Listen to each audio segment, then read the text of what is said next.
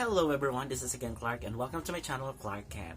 For today, I'm going to present my top 10 reads for the year 2021.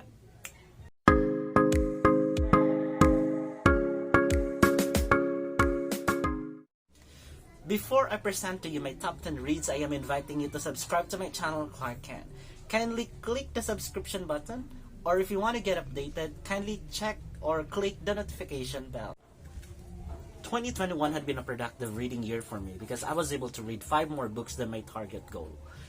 I was able to read a total of 105 books, and they are a combination of fiction and non-fiction books. Although I had to be honest that predominantly I read fiction books, and only like about 3% of them are actually non-fiction. And yes, most if not all are fantasy reads because obviously I'm a voracious fantasy reader. You know what? Picking the top 10 books was a daunting task for me given the arsenal of amazing books I have here for the year 2021. But yes, I have to trim down from 20. I now have here 10 books, plus of course the honorable mentions here at the back. And now, without any further ado, here are my top 10 books for the year 2021.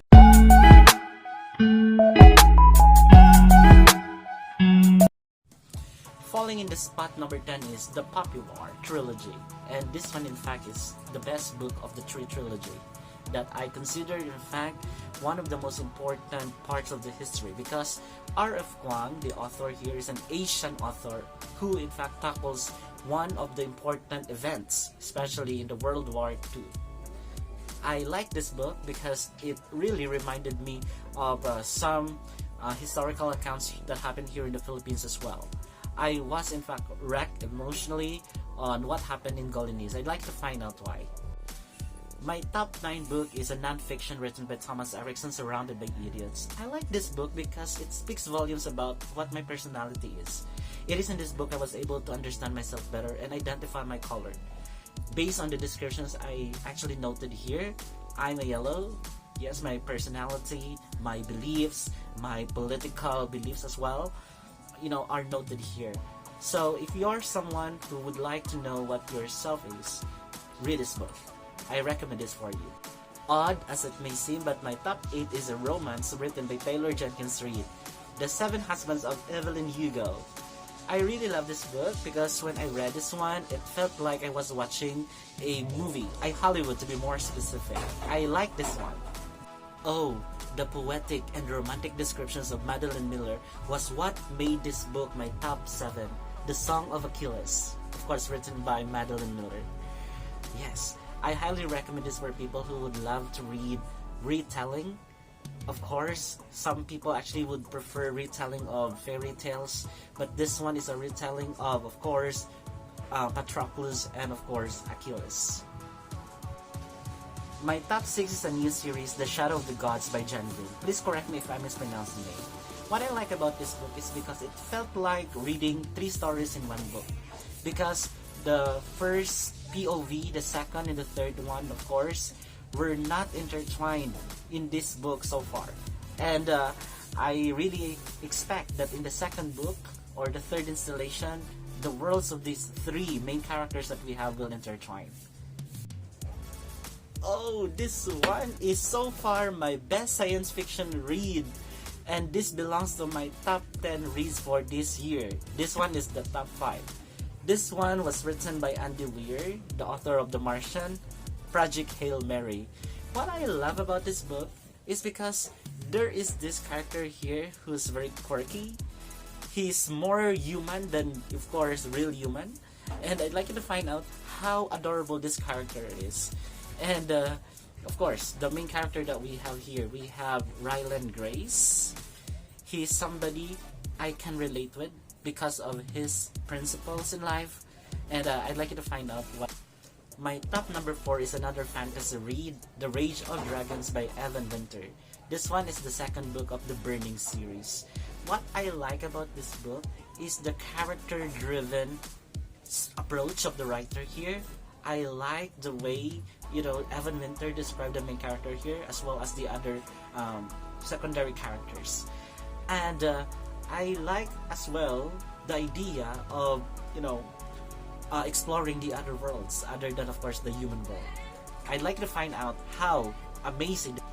My top 3 is Godsgrave, the second book of the Nevernight Chronicles. This is, to be honest, my first J. Christoph book, and I didn't expect I would love this author so much because of his writing style. Yes, if you're the first time reader of his book, you would find it very odd, especially that there are a lot of, odd annotations, how do I call that, or footnotes in this first book of the Nevernight Chronicles. But for me, the second book is the best. It's action-packed, and at the same time, it's filled with emotions. I'd like you to read this one. This is really an amazing and highly recommended book for people who would like to read epic battles and at the same time politics. And of course, my top 2 book is The Rhythm of War, the 4th book of the Stormont Archive, written by my all-time favorite author, Brandon Sanderson, or some people would call him Branson. This one is a 1,200 pages books of mental issues, light theory, music theory, character development of Navani, Venli, Ravenil are fantastic in this book. Although I'd like to be honest with you that The Rhythm of War is actually the title which misled me, because I was expecting of epic battle or war. And while there are actually battles here, it's not as epic as The Words of Radiance and at the same time Oathbringer. Although I assure you that this one is still a spectacular book. And now, for my best book for the year 2021 is, ta-da! The Empire of the Vampire by J. Christoph.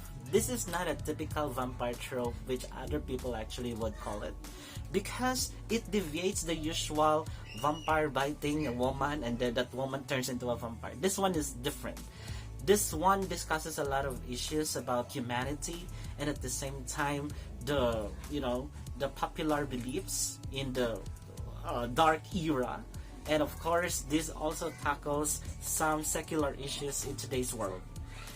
Now, if you weren't able to read this one, The Empire of the Vampire, I tell you, you won't regret it. I can assure you that. Many people in the fantasy world group, consider this as their top one or the best book for the year 2021.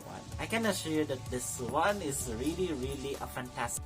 As I said earlier, it's really hard to pick top 10 books for the year 2021 because I had arsenals of amazing books for this year.